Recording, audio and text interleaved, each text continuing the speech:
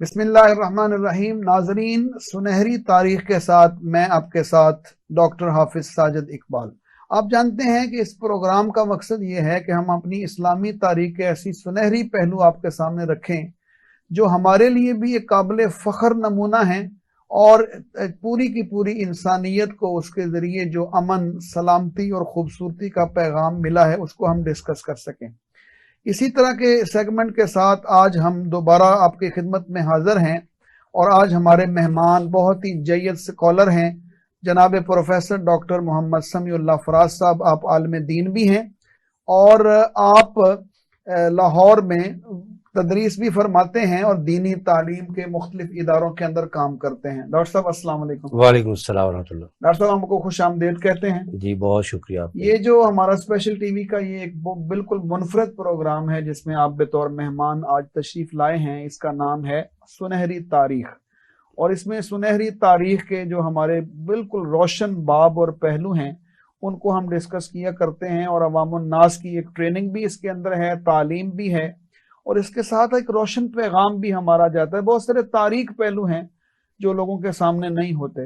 मोहतरम डॉक्टर साहब, आज आप तशरीफ़ लाए हैं, माशाल्लाह आप यूनिवर्सिटी में भी पढ़ाते हैं और दीनी मदारस और दीनी इदारों के साथ भी आपका ताल्लुक़ मौजूद है। तो आप, अगर मैं आपकी खिदमत में ये बात रखूं कि आप माशाल्लाह अपनी जो एक्सपर्टी है उसके मुताबिक आज आप किस मौजू पर बात करना पसंद करेंगे? बहुत शुक्रिया मोहतरम डॉक्टर साहब। सबसे पहले तो मैं आपका, आपकी टीम का और स्पेशल टीवी का शुक्रगुजार हूँ और मुबारकबाद पेश करता हूँ कि इस कदर ख़ूबसूरत उन्वान के साथ आपने इस प्रोग्राम का इजरा किया है। चूँकि कोशिश यही रही है गुज़श्ता एक दो सदियों से कि मुसलमान अपनी रिवायत से, अपनी तुरात से और अपनी उस तारीख़ से कट जाए, और जब वो अपनी उस तारीख़ से नाबलद हो जाएगा तो ज़ाहिर है कि वो आइडियलिज़म कहीं और तलाश करेगा। तो ये अलमिया रहा है हमारे यहाँ, लेकिन और ऐसी सूरत काविशें भी रही हैं, लेकिन अल्लाह का एहसान है कि आप जैसे हज़रात और इस तरह के प्रोग्राम और इस तरह की कोशिशें वो मुसलमान का अपनी रिवायत के साथ, अपनी तारीख़ के साथ और अपनी तुरास के साथ ताल्लुक़ को बहाल रखते हैं। तो मैं समझता हूँ कि ये एक बहुत ज़बरदस्त इनिशिएटिव और आपका इक़दाम है कि मुसलमान को उसकी तारीख़ के साथ जोड़ के रखा जाए और वो बातें, वो बुनियादें, वो सुनहरी उसूल जिसकी बुनियाद पर उस वक्त मुसलमान अपनी तहज़ीब, अपनी तारीख़ की बुनियाद पर पूरी दुनिया पर हाकिम रहे, आज भी अगर उन्हीं उसूलों की तरफ वापस पलटा जाए, दुनिया की नज़ाकतों को समझा जाए, तो यकीनन आज भी मुसलमान अपना खोया हुआ मकाम हासिल कर सकते हैं। और जहाँ तक ये ताल्लुक़ है कि आज की गुफ्तगू, तो मेरे ख्याल में अगर हम इसी बात पर फोकस करें कि जो तहज़ीब, क्या बात, किसी भी कौम के लिए, किसी भी कौम की शनाख्त के लिए तहज़ीब की अहमियत क्या होती है, उसका मफ़हूम क्या होता है, उसका दायरा कार क्या होता है, और फिर बिलखुसूस इस्लामी तहज़ीब में वो क्या चीज़ें हैं कि जो इसे दूसरी तहज़ीबों से मुनफरिद बनाती है। और फिर आज के पर्सपेक्टिव में अगर हम ये देखें, मुसलमानों की तहज़ीब जिस पर मुसलमान फ़ख्र करते हैं और वो वाक़ईतन काबिल फ़ख्र तहज़ीब है, तारीख़ है, वो आज किस तरह से उनको बाकी दुनिया के सामने खड़ा रखती है और करती है। मेरे ख्याल में अगर इस डॉक्टर साहब ये बहुत अच्छी आपने वैसे आगाज़ किया, मुझे बड़ी खुशी हुई क्योंकि बहुत एक इल्मी मौजू भी है और बहुत अहम मौजू भी है इस एतबार से कि पूरी दुनिया में फ़िक्र व तहज़ीब के हवाले से डिबेट्स हैं, इसमें इदारे हैं। ख़ुद आप जिस इदारे में काम करते हैं उसमें उस शोबे का नाम भी इस्लामी फ़िक्र व तहज़ीब है। तो ये बहुत ही बरमहल और हस्बे हाल गुफ्तगू है इस एतबार से कि हम ये देखें कि ये तहज़ीब खुद नफ्से तहज़ीब क्या है, तहज़ीब की आगे चीज़ें क्या डिटेल्स होती हैं और इसका इंसानी ज़िंदगी पर असर क्या होता है। और हमारी तारीख़ के अंदर जो सुनहरी तारीख़ है तहज़ीब की, तो इसमें जो बहुत ही अहम मौजू आपने चुना है, मैं मुबारकबाद पेश करता हूँ आपको इस ज़िमन में। आप डॉक्टर साहब ये बताइएगा कि जिसे हम तहज़ीब कहते हैं, इस हवाले से हमारे कुछ अल्फाज बोले जाते हैं हमारे मुआशरे में, तो ये नाज़रीन की रहनुमाई के लिए माशाल्लाह पहले इल्म है, तो ये जो मुख्तलिफ अल्फाज बोले जाते हैं ज़रा इनकी वजाहत हो जाए आगाज़ में। एक हम बोलते हैं तहज़ीब, एक है सिकाफत, एक है तमद्दुन, कल्चर का लफ्ज़ भी बोला जाता है। تو آپ ذرا رہنمائی فرمائیے کہ یہ الفاظ کیا ہیں؟ جی بہت مناسب ہے کہ اگر ان کی مختصر تشریح شروع میں ہو جائے. تہذیب، تمدن، ثقافت، یہ تین لفظ ہیں کہ جو پیرالل تین انداز سے بولے جاتے ہیں کسی بھی خاص ماحول کے لیے. تہذیب بنیادی طور پر کانٹ چھانٹ کو تہذیب کرنا کہتے ہیں. مالی جب باغیچے کی کانٹ چھانٹ کرتا ہے اور پودے کو سنوارتا ہے تو اس کو تہذیب کہتے ہیں. تہذیب حدیقہ اس کو بولتے ہیں.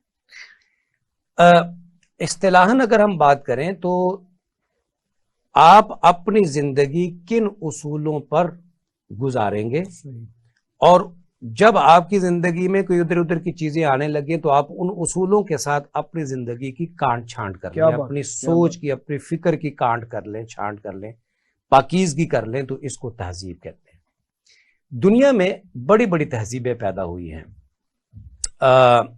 یونانیوں کی تہذیب ہے، رومیوں کی تہذیب ہے، ایرانیوں کی تہذیب ہے، چینیوں کی ہے، آرائیوں کی ہے، ہندوؤں کی ہے.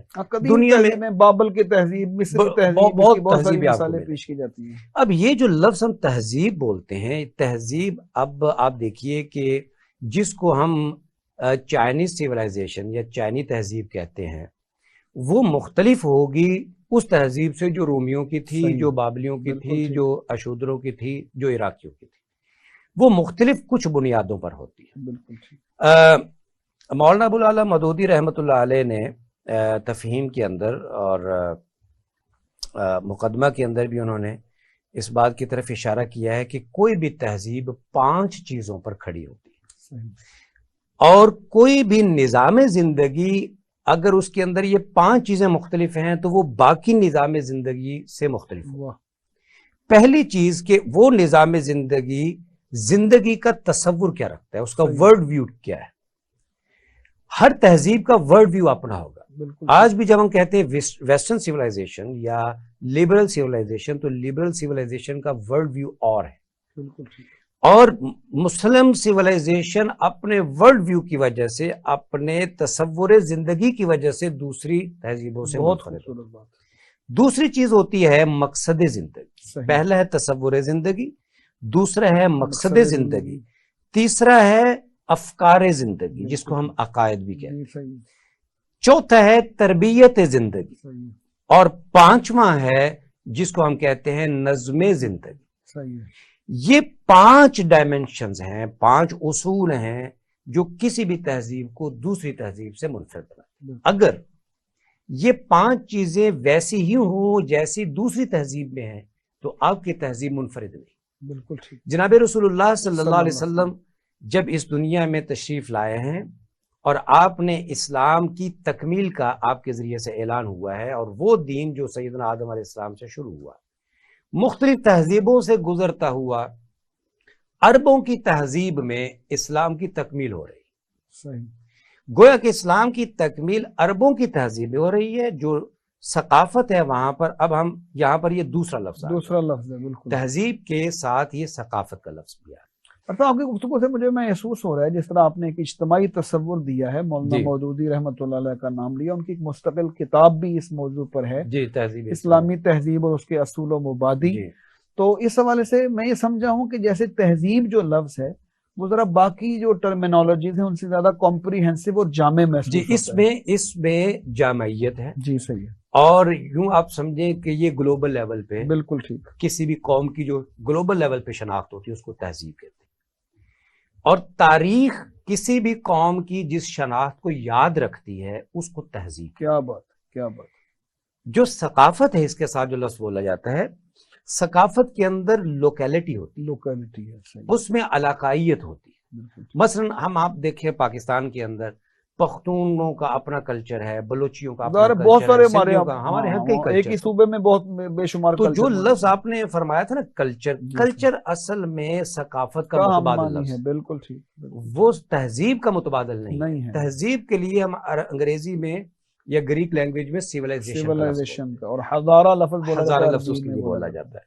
تو یہ جو ثقافت کا لفظ ہے اس میں لوکیلٹی پائی جاتی ہے. ہم یوں کہہ سکتے ہیں اسلام عرب ثقافت میں اس کی تکمیل ہو رہی ہے۔ رسول بالکل اللہ ٹھیک۔ صلی اللہ علیہ وسلم نے جب فران کی چوٹی پر اعلان کیا ہے کہ قولوا لا الہ الا اللہ تفلحون، تو یہ جو لا الہ الا اللہ کا پہلا جملہ تھا، یہ دراصل تہذیب اسلامی کی بنیاد۔ سبحان اللہ، سبحان اللہ، تہذیب بنیاد بنا رہی ہے، ثقافت پہلے سے موجود ہے، کیا بات، ثقافت پہلے سے موجود، عربوں کی اب ثقافت ہزاروں سال بہت پرانی، اس میں ابراہیم علیہ السلام کے زمانے سے چلتی آ رہی تھی ثقافت۔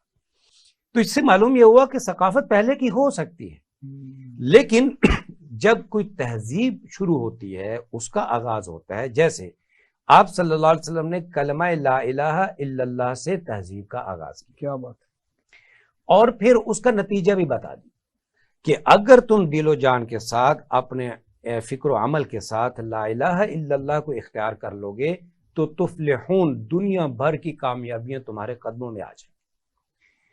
چنانچہ وہاں سے تہذیب اسلامی کی ابتدا ہو رہی، کیا بات، اور تہذیب کی بنا جو ہے اور بنیاد وہ کلمہ توحید پر وہ رکھ دی گئی، فکر ہے، وہ فکر ہے، کلمہ توحید دراصل فکر ہے نا۔ فکر ہے نا، عمومی طور پر یہ کہا جاتا ہے کہ ہمارے کلمہ کے دو اجزاء ہے، لا الہ الا اللہ، محمد رسول صلی اللہ، لا الہ الا اللہ دراصل مقصد زندگی ہے، اور محمد الرسول اللہ طرز زندگی۔ سبحان اللہ، سبحان اللہ، پہلا جملہ ہمیں زندگی ورلڈ ویو بھی دے رہا ہے، آبجیکٹو آف لائف بھی دے رہا ہے، اور جو دوسرا جملہ ہے وہ جو 5 عناصر تھے نا، 5 عناصر تہذیب آپ نے جی، کرایا، ان 5 عناصر میں سے جو پہلے 3 عناصر ہیں وہ ہمیں پہلا جملہ دیتا ہے، لا الہ الا اللہ، آپ کو تصور زندگی بھی دیتا ہے، مقصد بھی دیتا ہے، اور آپ کو عقیدہ بھی بتاتا ہے۔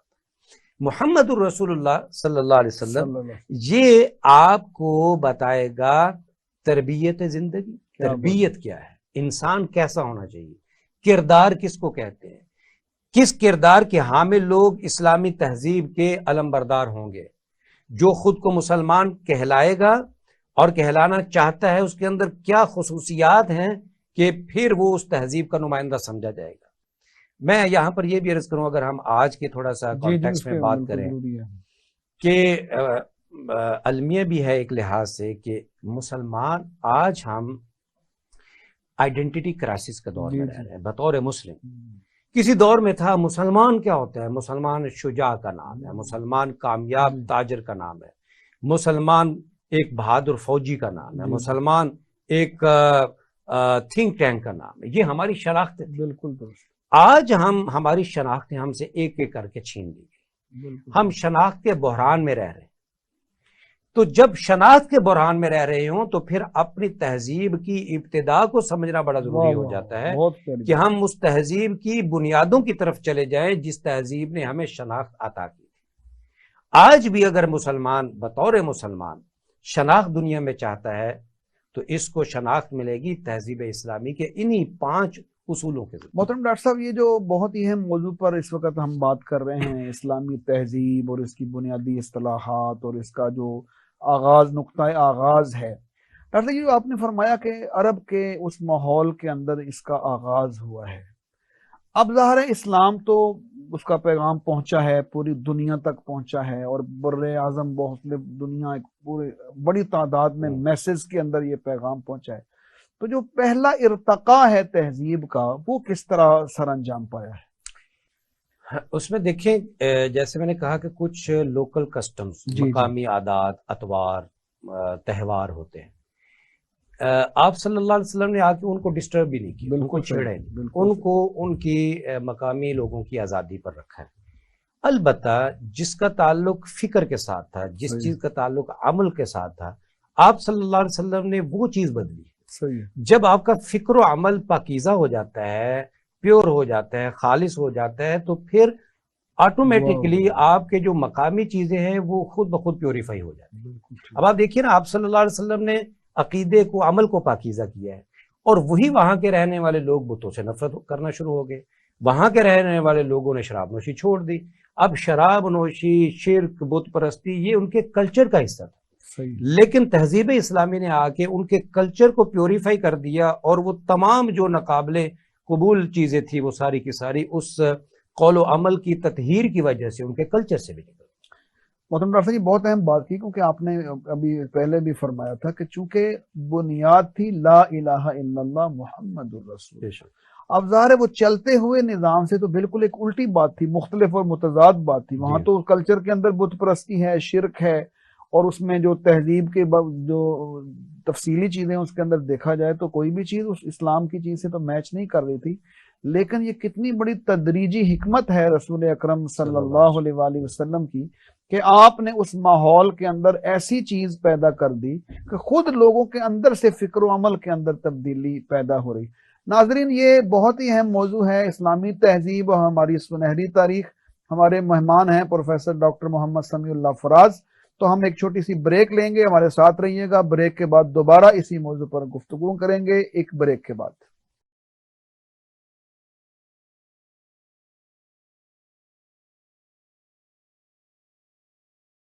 ناظرین، وقفے کے بعد سنہری تاریخ کے ساتھ ہم دوبارہ آپ کی خدمت میں حاضر ہیں. میرا نام ڈاکٹر حافظ ساجد اقبال اور ہمارے آج کے معزز مہمان پروفیسر ڈاکٹر محمد سمیع اللہ فراز. ڈاکٹر صاحب، یہ بہت ہی اہم موضوع جو آپ آج لے کر آئے ہمارے ناظرین کے لیے، اسلامی تہذیب اور ہماری سنہری تاریخ. آپ نے جو بہت اچھی گفتگو فرمائی تھی اس میں بنیاد بھی آپ نے بتا دی، آغاز بھی بتا دیا.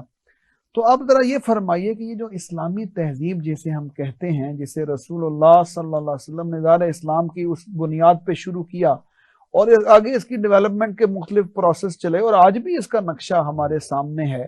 تو میں آپ سے یہ سوال کرنا چاہتا ہوں کہ یہ جو ہماری اسلامی تہذیب ہے، اس کی کون سی ایسی منفرد خصوصیات ہیں جو اس کو ممتاز کرتی ہیں دوسری دنیا کی تہذیبوں سے؟ یہ بڑا اہم سوال ہے اس حوالے سے کہ جب ہم ایک سویلائزیشنل کلیش کے اس دور میں رہ رہے ہیں کہ جب آج سے 20 سال پہلے یہ مباحث شروع ہوئی تھی، 30 سال پہلے، اور ایک کلیش آف سویلائزیشن کا آئیڈیا فلوٹ ہوا، اور پھر اصل میں اور پھر ایسا ہی ہو رہا ہے کہ اس وقت تہذیب ایک دوسرے کے ساتھ متصادم. تو ایسی صورتحال میں وہی تہذیب ظاہر ہے کہ سروائیو کرے گی کہ جس کے پاس بنیادیں ہوں گی، جس کے پاس اقدار ہوں گے، جس کے پاس ایک لیونگ ایبل، ایک قابل عمل نظام ہوگا، سسٹم آف لیونگ ہوگا.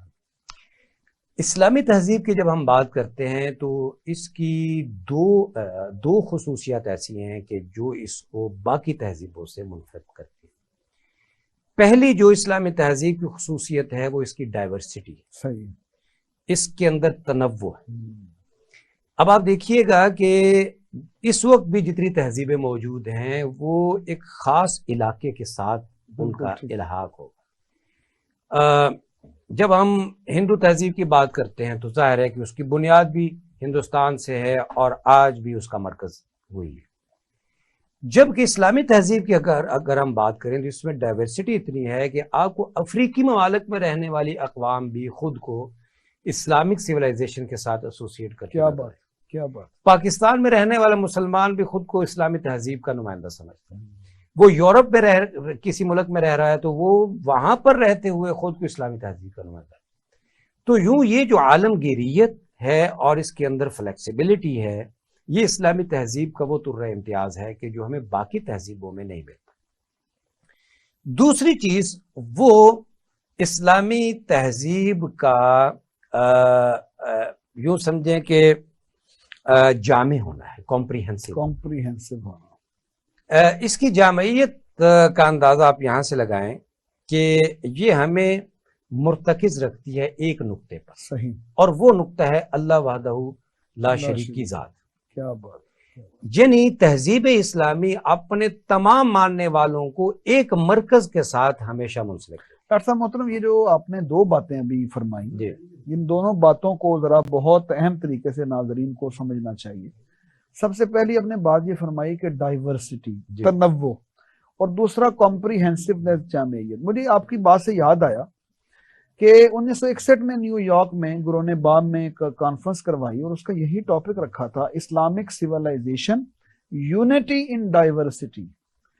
یعنی کہ یہ جو یونٹی ان ڈائیورسٹی اسلامی تہذیب کا ظاہر اس کا مطالعہ تھا، اور اس نے انوائٹ کیا مختلف جو بر اعظم ہیں جہاں مسلمان رہتے ہیں بڑی تعداد میں اور اسلام پہنچا ہے. تو اس میں جو یہ unity in diversity in Islamic civilization, اس کے مختلف پہلو کیا ہیں، مجھے کچھ دیکھنا پڑا. اس کے کانفرنس کے پروسیڈنگ بھی موجود ہیں جس میں آرٹیکل پڑھے گئے کہ فار ایسٹ کی تہذیب میں اسلام کس طرح پہنچا ہے اور اسلام نے لوکل چیزوں کا مقابلہ کیسے کیا. اس میں اس پر 5-6 کتابیں بھی قرون بام کی موجود ہیں اور بہت اہم کام ہے اس حوالے سے. اور آگے پھر لوگوں نے، ہمارے ہاں جو معروف اسکالر تھے سراج منیر، ان کی پھر اس بعد میں اس کانفرنس کے بعد وہ کتاب جس کا نام ملت اسلامیہ تہذیب و تقدیر ہے، اس میں تفصیلاً ان موضوعات پہ بات ہوئی. جی ڈاکٹر صاحب، میں یہ چاہتا ہوں کہ یہ جو 2 موضوعات جس پر آپ کی طرف آپ نے ابھی اشارہ کیا، ایک ہے ڈائیورسٹی یعنی یونٹی ان ڈائیورسٹی، ظاہر ہے اس کا مطلب یہی ہے کہ ایک تو ہم بنیاد رکھتے ہیں اور بنیاد باتیں موجود ہیں، لیکن ان ساری باتوں کو ہم نے جا کر آگے جب تبدیل کیا ہے دیگر معاشروں کے ساتھ تقابل کے اندر، تو پھر ایک کمپریہنسونیس پیدا ہوئی. یہ جو ڈائیورسٹی اور کمپریہنسونیس ہے اسلامی تہذیب کی، اس کو آج کے ماحول میں آپ کس طرح دیکھتے ہیں کہ اس کی اپلیکیشن کیسے ہو رہی ہے؟ اب میں یہ عرض کروں گا کہ آج کے مطالعے کے لیے بھی ہمیں واپس وہاں پر جانا پڑے گا. جہاں تک آپ نے بات کی ڈائیورسٹی کی، آپ دیکھیے رسول اکرم صلی اللہ علیہ وسلم مدینہ منورہ جب ہجرت کر کے تشریف لے گئے ہیں تو وہاں پر آپ کو اس وقت کی جتنی نیشنلٹیز تھی ان کے نمائندے آپ کو مدینہ منورہ میں نظر آئے. ٹھیک ہے. اور وہ سب کے سب وہاں مدینہ منورہ میں مسلمانوں کے ماحول میں جا کر کوئی اجنبیت محسوس نہیں. اور پھر آپ دیکھیں کہ اسلام کی تہذیب یا اسلام کا پیغام جتنی تیزی کے ساتھ دوسری دنیا میں گیا ہے، اگر کوئی اور تہذیب ہوتی تو اس کے لیے تو مسائل پیدا ہو جاتے، اس کا سروائیو کرنا مشکل ہو جاتا. لیکن میں نے عرض کیا تھا کہ اسلامی تہذیب کی یہی تو فلیکسیبلٹی اور جامعیت ہے کہ یہ مقامی کلچرز کے ساتھ جا کر ٹکراؤ پیدا نہیں کرتا. اب آپ دیکھ لیجئے لباس ہے تو لباس ہمارے مقامی کلچر یا ثقافت کی ایک علامت ہوتی ہے. پوری دنیا میں جہاں مسلمان رہتے ہیں آپ کو پینٹ شرٹ پہ بھی مسلمان نظر آئیں گے، آپ کو شلوار کی بھی مسلمان نظر آئیں گے، آپ کو وہ افریقی اور عربی لباس ہے اس میں بھی نظر آئیں گے، ہر جگہ. تو اس کا مطلب یہ ہے کہ اسلام نے کوئی لباس متعین اصول طے کر اصول بتا دیے کہ یہ لباس ساتر ہو، آپ کے وقار کے منافی نہ ہو، آپ کی شخصیت میں وہ اضافہ کرتا ہو، اصول بتا دیے. اب جو لباس بھی اس اصول پر پورا اتر رہا ہے وہ لباس اسلامی لباس قرار پائے گا. بہت خوبصورت بات ہے. اسلامی تہذیب کی یہ بہترین وضاحت ہے کہ اصولوں کی روشنی میں مقامی چیزوں کو لے کر چلا جائے گا تاکہ وہ تنوع جو ہے وہ برقرار رہے. جو آپ نے سوال کیا تھا کہ اسلامی تہذیب، میرے ذہن میں ایک واقعہ آ گیا کہ حضرت سعد بن ابی وقاص رضی اللہ تعالیٰ عنہ مصر کے گورنر تھے. تو ایران فتح ہو چکا تھا، عمر رضی اللہ عنہ کا دور ہے. تو ابھی ایران فتح نہیں ہوا، اس سے پہلے جو شاہ رستم تھا اس نے پیغام بھیجا عمرو بن عاص رضی اللہ عنہ کہ میں سمجھنا چاہتا ہوں مسلمان جتنی تیزی کے ساتھ یہ ایکسپینشنز ہو رہی ہیں اور ترقی کرتے جا رہے ہیں اور دنیا کے علاقے فتح ہوتے جا رہے ہیں اور یہ جو وسعت ہو رہی ہے، میں یہ راز جاننا چاہتا ہوں، تو مجھے کوئی نمائندہ بھیج دیں جو مجھے یہ سمجھا دے. تو حضرت عمرو بن عاص رضی اللہ عنہ نے اپنی فوج کے ایک فوجی جن کا نام حضرت ربیعی بن عامر رضی اللہ عنہ ہے، ان کا انتخاب کیا اور ان سے کہا کہ آپ ایران جائیں اور شاہ رستم کے آپ مہمان ہوں گے، وہ آپ سے کوئی سوال کرنا چاہتے ہیں ہماری تہذیب کے بارے میں، ہمارے جو اہداف ہیں ان کے بارے میں، تو آپ ذرا ان کو بتائیں کیا ہے. ربیعی بن عامر رضی اللہ عنہ وہ کوفہ سے چلے اور ایران پہنچے. تو جب شاہ رستم کے دربار میں داخل ہونے لگے تو وہاں پر دربار نے روک لیا اور کہا جی کہ یہ جو آپ نے تلوار اور نیزہ لٹکایا ہوا اپنے جسم پہ، یہ آپ کو اتار کے اندر جانا پڑے. حضرت ربیعی بن عامر رضی اللہ عنہ نے کمال جواب دیا، کہا کہ میں خود نہیں آیا، اللہ تمہارے بادشاہ کے بلانے پر آیا ہوں. میں جاؤں گا تو اسی طرح جاؤں گا، اگر قبول ہے بادشاہ کو بتا دو ورنہ میں واپس جاؤں گا. اب دیکھیے کہ اندازہ یہاں سے کیجئے کہ جب آپ کی تہذیب غالب ہوتی ہے اور آپ کے اندر تو آپ کے اعتماد کا لیول کیا ہوتا ہے. خیر جب اندر رستم کو یہ بتایا گیا جی اس طرح کوئی فوجی آیا ہے مسلمانوں کا تو وہ اس طرح آنے کے پیش رہا کر رہے ہیں، تو رستم نے کہا آنے دیں. تو اب کیا شان دیکھی تاریخ نے اور مورخ نے کہ حضرت ربیع بن عامر رضی اللہ عنہ شاہ رستم کے دربار میں جا رہے ہیں، قالین بچھا ہوا ہے، ایرانی قالین ایرانی قالین ویسے بھی مشہور ہوتے ہیں، تو آپ کا نیزہ اس قالین کے اوپر رگڑ کھاتا ہوا جا رہا ہے، جہاں سے رگڑتا ہے وہاں سے اس قالین کو پھاڑ دیتا ہے، لیکن کوئی پرواہ نہیں ہے۔ جب رستم کے پاس پہنچے تو رستم نے یہ بے نیازی دیکھی اور یہ اعتماد دیکھا، تو رستم نے صرف 2 سوال کیے تھے۔ آپ نے جو سوال کیا تھا نا، آج کے دور میں تہذیب اسلامی کو اگر پہچان نہ ہو تو ہم کیسے پہچان پائیں گے؟ تو میرے خیال میں اگر یہ 2 جملے ہم سمجھ لیں تو تہذیب اسلامی سمجھ آ جائے گی۔ رستم نے پہلا سوال کیا تھا کہ من الذی ابتعثت۔ آج بھی بڑا یہ غور ہوتا ہے کہ اس کے پیچھے طاقت کون سی طاقت، اس کے پیچھے اسٹیبلشمنٹ کون ہے، اس کے پیچھے طاقت کون سی ہے؟ تو گویا کہ رستم نے یہ پوچھا تھا کہ تمہارے پیچھے طاقت کیا ہے؟ صحیح ہے۔ من الذی استطعت، تمہیں کون مجبور کر رہا ہے کہ جاؤ دنیا کے علاقے فتح کیے جاؤ؟ تو حضرت ربیع بن عامر رضی اللہ عنہ نے اپنی اسٹیبلشمنٹ کا نام بتایا اور فرمایا تھا کہ الذی اللہ ابتعثنا، اللہ ابتعثنا، ہماری اس پیش قدمی کے پیچھے ایک ہی فورس ہے اور وہ اللہ رب العزت کی ذات، اس کی ذات کے اوپر عبادت ہے۔ دوسرا سوال اس سے بھی اہم تھا اور دوسرا جواب اس سے بھی اہم تھا۔ شاہ رستم نے پوچھا کہ کہاں تک جاؤ، ہدف کیا ہے؟ آدھے سے زیادہ دنیا فتح کر چکے ہو اور ابھی صحیح تو کیا اور کیا چاہتے کیا؟ تو ربیع بن عامر رضی اللہ عنہ نے کہا کہ اگر تم ہم سے یہ پوچھتے ہو کہ ہمارا مقصد کیا ہے، ہم چاہتے کیا ہیں، تو ہمارا مقصد یہ ہے کہ نخرج العباد من عبادت العباد الى عبادت رب العباد۔ سبحان اللہ، یہ تہذیب اسلامی کا نچوڑ ہے۔ سبحان اللہ۔ لوگوں کو لوگوں کی غلامی سے نکال کر لوگوں کے رب کی غلامی میں دینا، لوگوں کی غلامی سے اسلامی تہذیب نکال کر لوگوں کے رب کی غلامی میں دیتی ہے۔ یہ اسلامی تہذیب کا وہ امتیاز ہے، وہ شناخت ہے، وہ پہچان ہے۔ آج اگر ہم عالمی طاقتوں کے غلام ہیں، آج اگر ہم فکری غلامی کا شکار ہیں، آج اگر ہم معاشی غلامی کا شکار ہیں، سیاسی طور پر ہم غلام ہیں، اس کا مطلب یہ ہے کہ تہذیب اسلامی سے ہمارا رشتہ کٹا ہوا ہے۔ تہذیب اسلامی کے ساتھ آج کا مسلمان اپنا رشتہ جوڑ لے، تہذیب اسلامی اس کو معاشی، سیاسی، سماجی، تہذیبی ہر طرح کی غلامیوں سے اس کو مطلب ڈاکٹر صاحب یہ جو بہت اہم آپ نے بات کی کہ نخرج العباد من عبادت العباد، بندوں کو بندوں کی غلامی سے نکال کر بندوں کے رب کی غلامی میں دینا۔ قرآن پاک پر ہم غور کریں، الحمدللہ سے شروع ہو جائیں والناس تک ایک ہی مضمون ہے، بھئی بندوں کی غلامی کو چھوڑیں، اور شرک کے رد کے اندر اور توحید کے اس بات کے اندر دلائل پہ دلائل آ رہے ہیں اور بات پہ بات ہو رہی ہے، پچھلی قومیں بھی آ رہی ہیں۔